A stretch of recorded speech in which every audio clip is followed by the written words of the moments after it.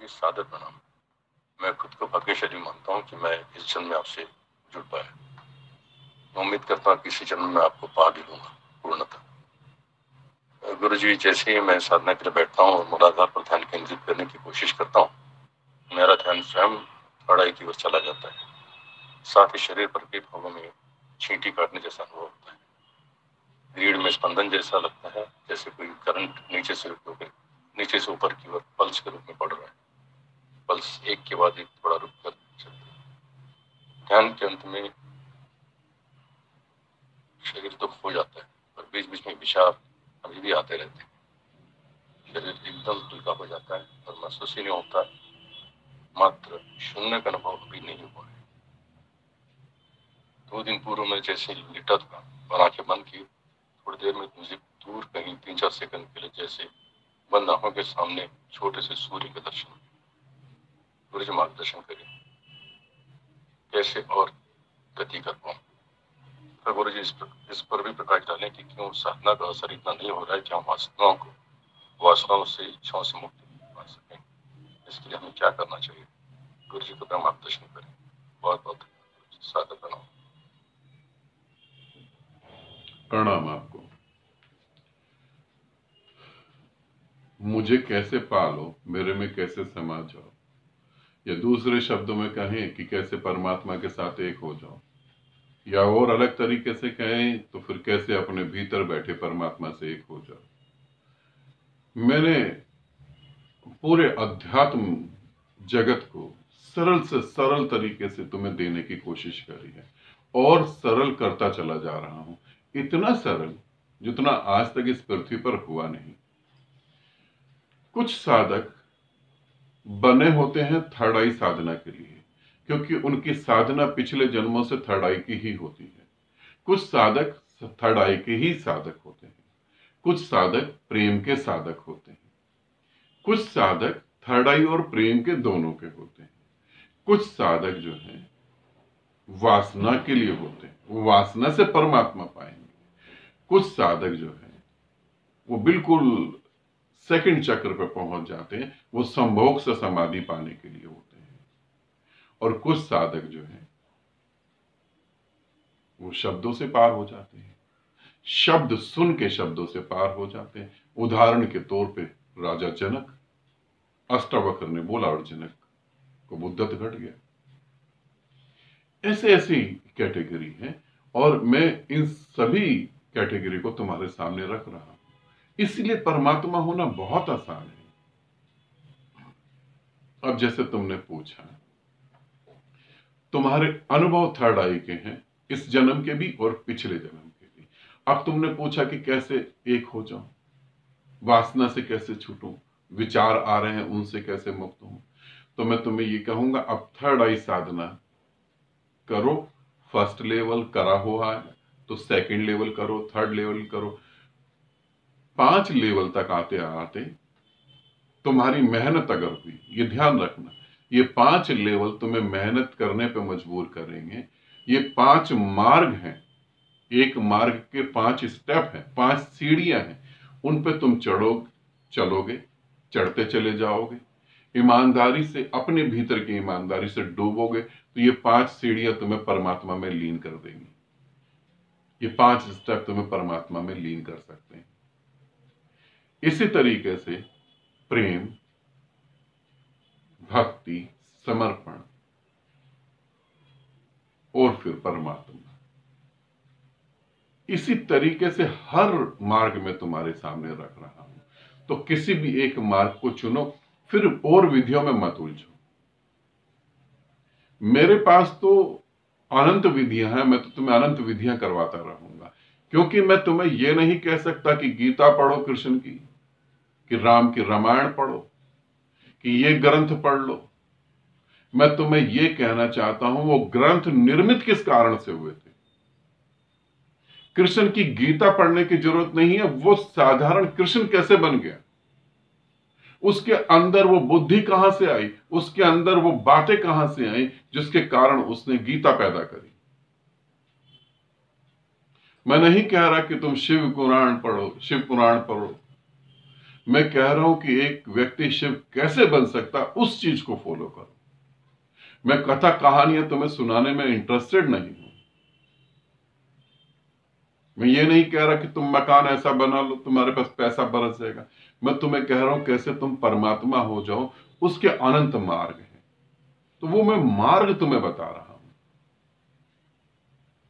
तुम नशा करते हो तो भी परमात्मा को पा सकते हो, तुम वासनाओं में लिप्त हो तो भी परमात्मा को पा सकते हो।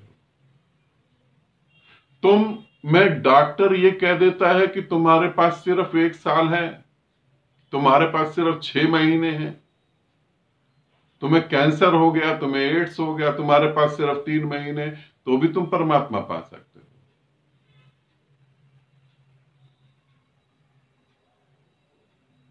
अनंत अनंत मार्ग हैं उसके। फिर किसी एक मार्ग पे चलो और उसमें चलते चलते लीन हो जाओ।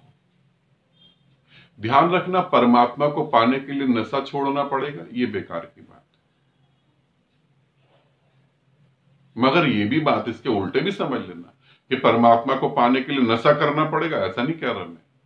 कहीं ये ना हो तुम समझो अरे गुरुदेव ने तो बहुत अच्छी बात कही, चलो आज पूरी जिंदगी तो पी नहीं, आज ठेके पे जाके एक शराब की बोतल ले।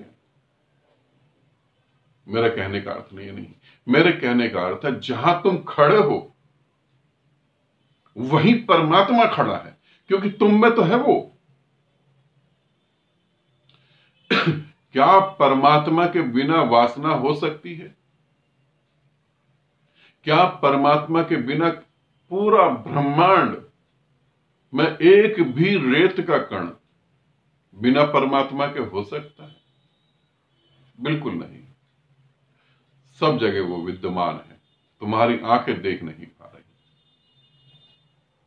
फिर मैं कैसे वासनाओं से मुक्त हूं?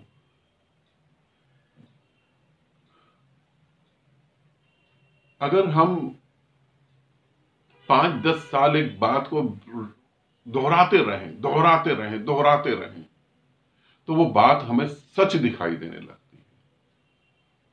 और तुम्हारे साथ 5-10 साल की बात नहीं है, तुम्हारे साथ तो पीढ़ियां दर पीढ़ियां दोहराती आई, वासना से मुक्त हो, वासना से मुक्त हो, वासना से मुक्त हो।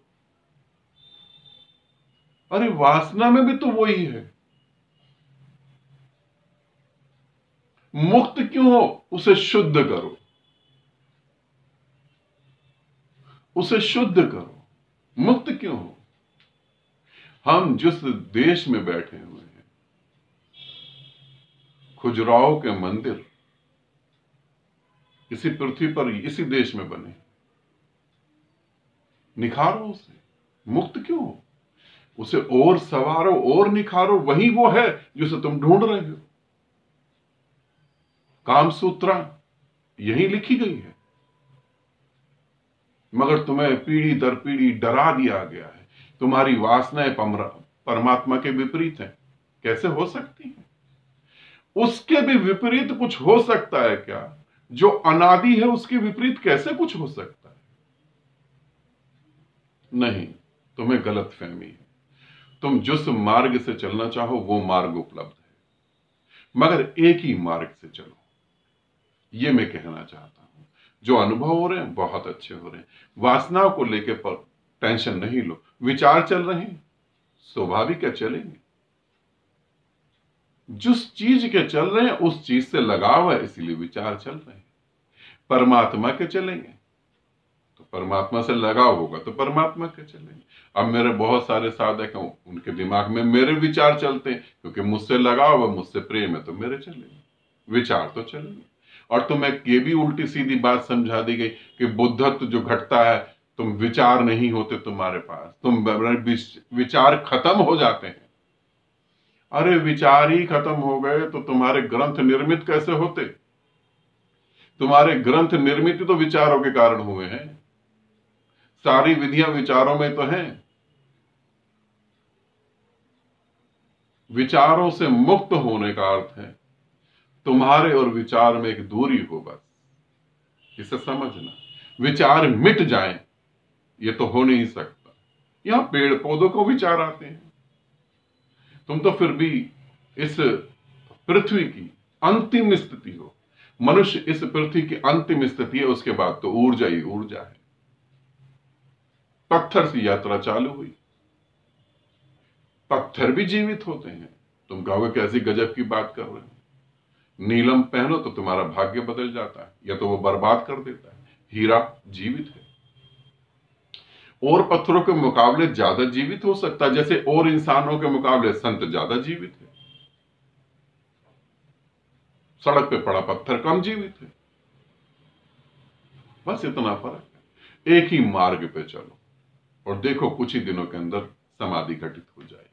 ठीक है, आनंदित रहो, सदा खुश रहो। बहुत बहुत प्रेम आप सभी को।